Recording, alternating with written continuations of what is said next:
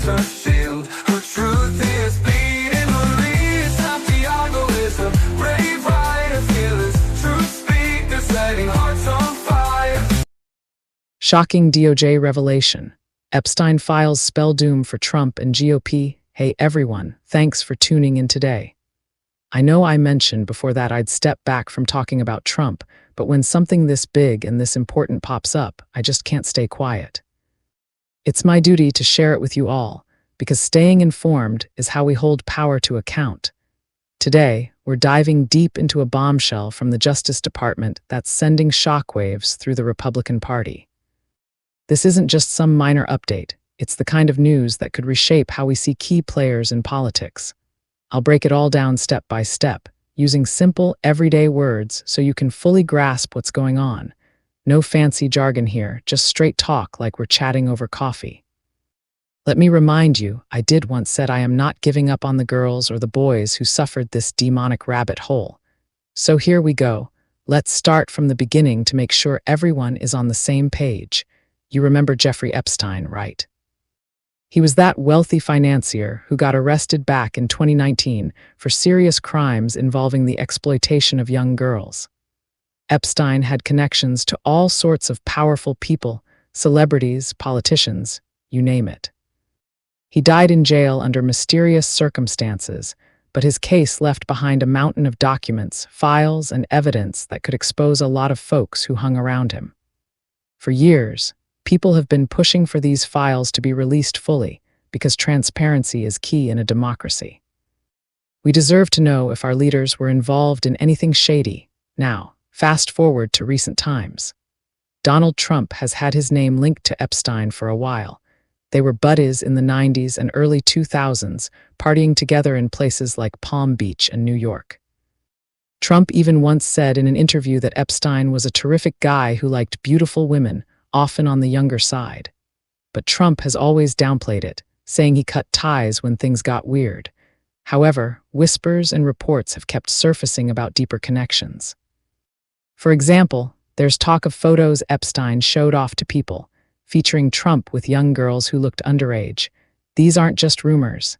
They come from credible sources like journalists who have dug into this.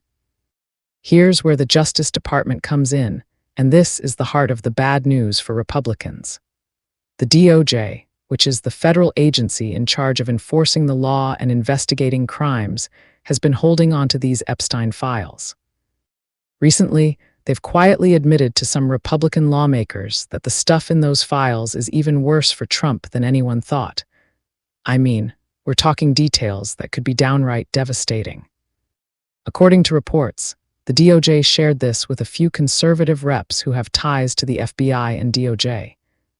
These insiders spilled that the files paint a picture that's more damning than the already bad stuff we've heard. Think about it. If even Republicans are getting this heads up and freaking out, you know it's serious. Let me explain why this admission is such a gut punch for the GOP. Republicans have been riding high after recent political wins, with Trump back in the spotlight and pushing his agenda. But now, this revelation is like a crack in the foundation. Over 100 Republicans are reportedly planning to team up with Democrats to force the full release of these files. They're saying they want to get ahead of what's coming, which basically means they're scared of the fallout. Imagine being in their shoes. Your party's leader is tied to one of the most notorious scandals in modern history, and the evidence is stacking up. It's not just about Trump, it's about the whole party's image. If these files come out and show Trump in a really bad light, it could turn off voters, donors, and even fellow politicians who don't want to be associated with that mess. To give you more context, let's talk about some specific examples from the reports. There's this journalist, David Shuster, who broke the story on social media. He said that the DOJ's admission has Republicans spooked because it confirms things like those photos Epstein bragged about. Author Michael Wolff, who wrote books on Trump, told the Daily Beast that Epstein showed him pictures of Trump with half-naked young girls. That's the kind of detail that makes your stomach turn. And during a Senate hearing, Attorney General Pam Bondi, who's a Trump appointee, was asked point-blank about FBI findings on those photos. She stayed silent, which many people took as a sign that she couldn't deny it without lying. Silence like that speaks volumes, folks. It left GOP lawmakers rattled, wondering what else is hidden in those files. Now, you might be wondering, why hasn't all this come out already? Well, there's been a push in Congress for transparency. A group of Republicans, including folks like Thomas Massie, Marjorie Taylor Greene, Nancy Mace, and Lauren Boebert, signed a discharge petition to force a vote on releasing the files. That's a rare move where lawmakers bypass leadership to bring something to the floor. They need a majority, and with Democrats on board, it could happen. But there's drama there too. Speaker Mike Johnson is delaying the swearing-in of a new representative, Adelita Grijalva, who could provide that crucial final signature. It's like a political chess game with high stakes. If the files drop, it could expose not just Trump but others in his circle, leading to investigations, lawsuits, or even criminal charges. Let's zoom out a bit and think about the bigger picture. This isn't just about one man or one party, it's about accountability. For too long, powerful people have gotten away with things because of their status. Epstein's network shows how the elite can protect each other, and Trump's involvement raises questions about whether justice is truly blind. As someone who's against the MAGA movement, I see this as a wake-up call. MAGA claims to be about draining the swamp and fighting for the little guy, but here we have evidence suggesting their leader was knee-deep in the very swamp they're talking about. It's hypocritical, and it's time we call it out boldly. Explain this to you like this. Imagine you're at work, and your boss is accused of something serious. If the company hides the evidence, it erodes trust for everyone. That's what's happening here on a national scale. Republicans are facing a choice: stick with Trump and risk the backlash, or push for truth and maybe salvage their reputation.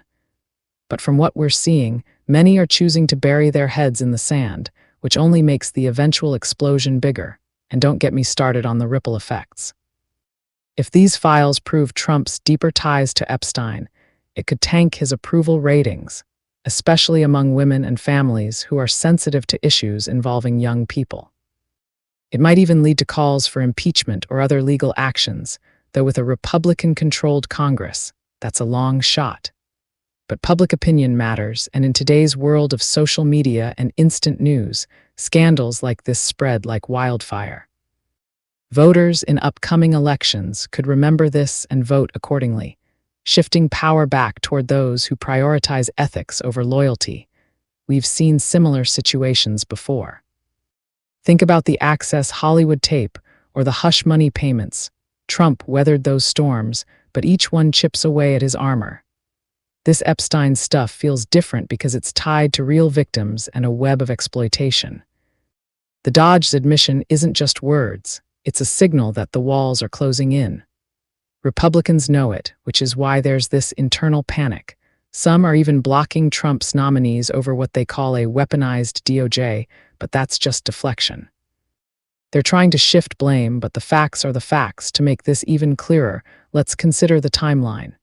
Epstein was arrested in July 2019, and Trump was president then. His DOJ handled parts of the case, but critics say they went easy on some aspects. Now, under the current administration, more is coming to light and it's biting back. The files include flight logs, witness statements, and possibly more photos or recordings. If released, they could show Trump on Epstein's plane more times than admitted, or at parties where bad things happened.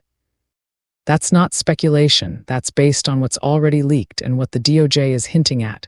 Folks, this is why we need independent journalism and oversight. Without it, the powerful stay powerful, and the rest of us get left in the dark. I'm sharing this with you because I believe in truth over party lines. As an anti-MAGA voice, I'm not here to bash for no reason. I'm here to highlight when things don't add up. This DOJ revelation is a turning point, and it's bad news for Republicans because it forces them to confront uncomfortable truths about their leader. In wrapping up the main points, remember, the Justice Department has told Republicans straight up that the Epstein files are worse for Trump than imagined. This has sparked a push for release, internal GOP fears, and potential cross-party votes for transparency. It's a mess that could redefine politics, and we all deserve to see the full story. Let's kick things off by reminding ourselves who Jeffrey Epstein was and why his story still matters so much. Epstein was a super wealthy guy who ran in elite circles, rubbing shoulders with politicians, celebrities, and business bigwigs. He got arrested in 2019 for running a horrible operation that exploited young women and girls, basically, a sex trafficking ring disguised as high society networking. His private jet, nicknamed the Lolita Express, flew these powerful people to his private island and other spots where shady things allegedly happened. Epstein died in jail under suspicious conditions, but his files, thousands of pages of documents, flight logs, emails, and witness statements, hold clues about who knew what and who might have been involved. These files are like a treasure trove of evidence that could expose corruption at the highest levels. For years, folks from all sides have called for their full release because, in a fair system, no one should be above the law now. Enter Donald Trump. Trump and Epstein go way back. They were pals in the 1990s and early 2000s, partying together in fancy spots like Mar-a-Lago and New York City. Trump even bragged about it once, calling Epstein a terrific guy who liked beautiful women, many of them on the younger side. But as Epstein's scandals blew up, Trump claimed he distanced himself. Still, reports keep linking him closer than he'd like, things like multiple flights on Epstein's jet, more than the 7 he admits to, and even allegations from victims and journalists about photos and encounters that paint a troubling picture. Fast forward to now, in early 2026, with Trump back in the White House. The Justice Department under his watch was supposed to release all these Epstein files by a deadline set in a law Trump himself signed, the Epstein Transparency Act. But guess what? They've only dropped about 1% of them. That's right, just a tiny sliver, leaving the rest hidden away. Critics, including some lawmakers, are calling this a blatant violation of the law, and it's sparking major backlash because it looks like they're protecting powerful people, maybe even Trump himself.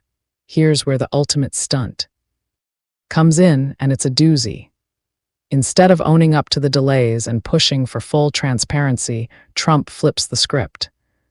He takes to social media and calls on his own FBI and Justice Department to investigate Epstein's ties to a bunch of prominent Democrats, like Bill Clinton, Larry Summers, and Reid Hoffman. It's classic deflection. Don't look at me, look at them. Trump accuses these folks of using the Epstein mess to distract from other issues, like the government shutdown. But hold on, isn't that exactly what he's doing? By pointing fingers at Democrats, he's trying to shift the spotlight away from his own history with Epstein and the fact that his administration is dragging its feet on releasing the full files. This isn't just a tweet, it's a calculated move to rally his base and muddy the waters. Let me explain why this stunt is so desperate and why it's crumbling right before our eyes. First off, the timing couldn't be worse for Trump. People are already fed up with rising costs, groceries are through the roof, housing is unaffordable for many, and health care bills are crushing families. Instead of focusing on real solutions, Trump's team is chasing old grudges. Take the House Oversight Committee, led by Republican James Comer. They're threatening to hold Bill Clinton in contempt of Congress for not showing up to a deposition about Epstein. Comer stood there with other Republicans like Scott Perry and Andy Biggs, acting all high and mighty about Clinton dodging a subpoena. But here's the kicker. These same guys defied subpoenas from the January 6th committee. Jim Jordan, another Republican, called that committee an assault on Americans' liberty while ignoring his own summons. Talk about hypocrisy. It's like they're saying rules apply to everyone except them. To make it crystal clear, picture this. You've got a group of friends who borrowed your stuff and never gave it back. Now, they're demanding you return something you don't even have, while ignoring their own mess. That's what Republicans are doing here. They've had over a year to release these Epstein files but missed deadlines and only shared scraps. Meanwhile, they're laser-focused on grilling Clinton about his 17 White House visits from Epstein back in the 90s, visits that were already public knowledge.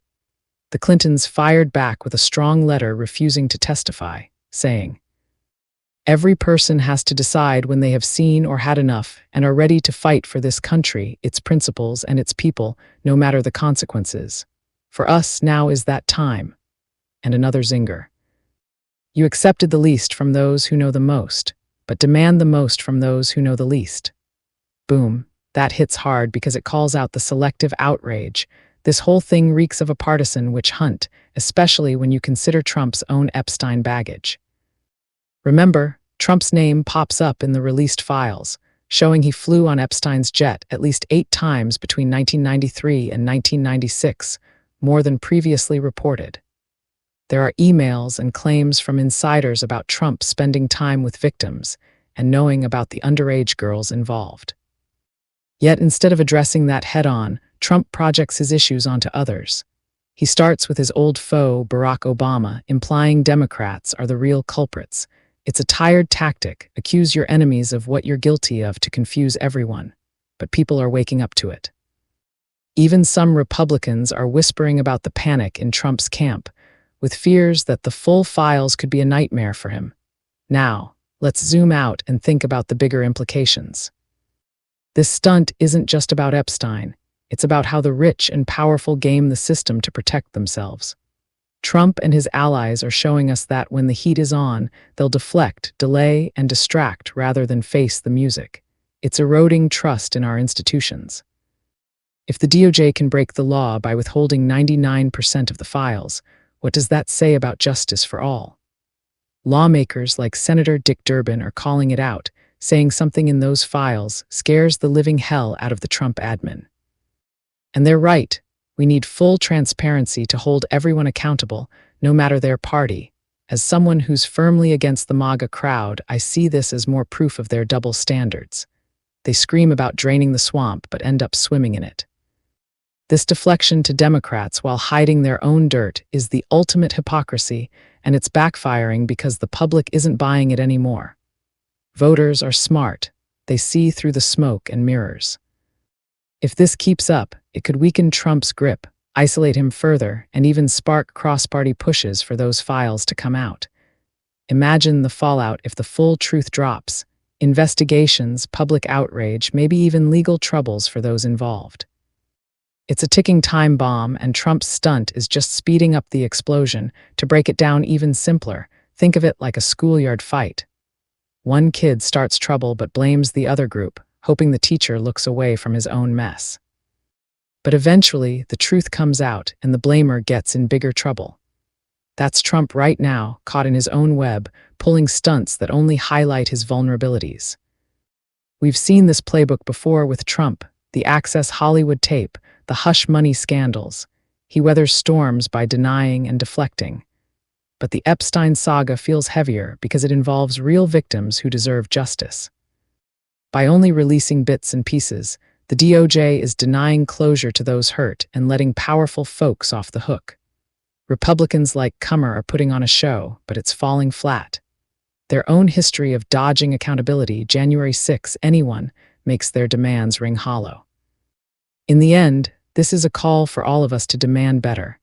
Equal treatment under the law means no special passes for ex-presidents or their buddies. Push your lawmakers to force those files out, no matter who it implicates. As the pressure builds, with judges demanding responses and more voices joining the chorus, Trump's desperate moves could be his undoing. Breaking update: ICE agent in Renee Good shooting suffered serious internal bleeding. Here's what we know. Hey everyone, let's talk straight about this developing story that's got people fired up across the country. On January 7, 2026, in a residential neighborhood in Minneapolis, 37-year-old Renee Nicole Good, a mom, a poet, a U.S. citizen, was fatally shot by an Immigration and Customs Enforcement (ICE) agent named Jonathan Ross. This happened during what federal officials describe as an immigration enforcement operation that got tense fast. To give you the full picture, Good was in her maroon Honda Pilot SUV, stopped sideways in the street near where agents were working. Videos from bystanders, and even one from an ICE officer, show agents approaching her vehicle, ordering her out, and things escalating quickly. Good reversed a bit, then started driving forward, turning her wheel to the right, away from the agents, when Ross fired 3 shots, 1 through the windshield and 2 more through the open driver's side window as she passed. She was hit in the head and died shortly after at the hospital. Her wife, who was in the car, later said they had stopped to support neighbors amid the ICE activity, using whistles to alert the community. Federal officials, including Homeland Security Secretary Kristi Noem, immediately called it self-defense. They claimed Good weaponized her vehicle, trying to ram agents in what they labeled an act of domestic terrorism. President Trump and Vice President J.D. Vance backed that up, noting Ross had been dragged by a car in a separate incident last June, leaving him with injuries and perhaps making him extra cautious around vehicles. But here's the key update that's just come out today. Multiple sources, including the Department of Homeland Security, DHS, have confirmed that Agent Ross suffered internal bleeding to his torso after being struck by Good's SUV during the encounter. DHS Assistant Secretary Tricia McLaughlin told outlets like Fox News that he was hit, went to the hospital for treatment, and was released the same day.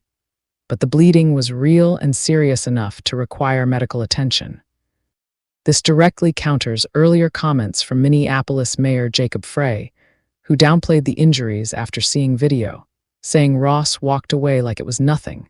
This detail matters because it adds weight to the self-defense claim from the federal side. Internal bleeding isn't minor. It can be life-threatening if not caught quickly. At the same time, video analyses from places like The Washington Post and ABC News show Good's car turning away, raising questions about whether the threat was imminent enough for lethal force. Experts have pointed out that officers can't create their own jeopardy by standing in a vehicle's path, and many police departments train against shooting at moving cars unless absolutely necessary. The incident has sparked massive protests, calls for ICE to leave Minnesota, a lawsuit from the state to block federal operations, and even resignations of federal prosecutors upset over the handling.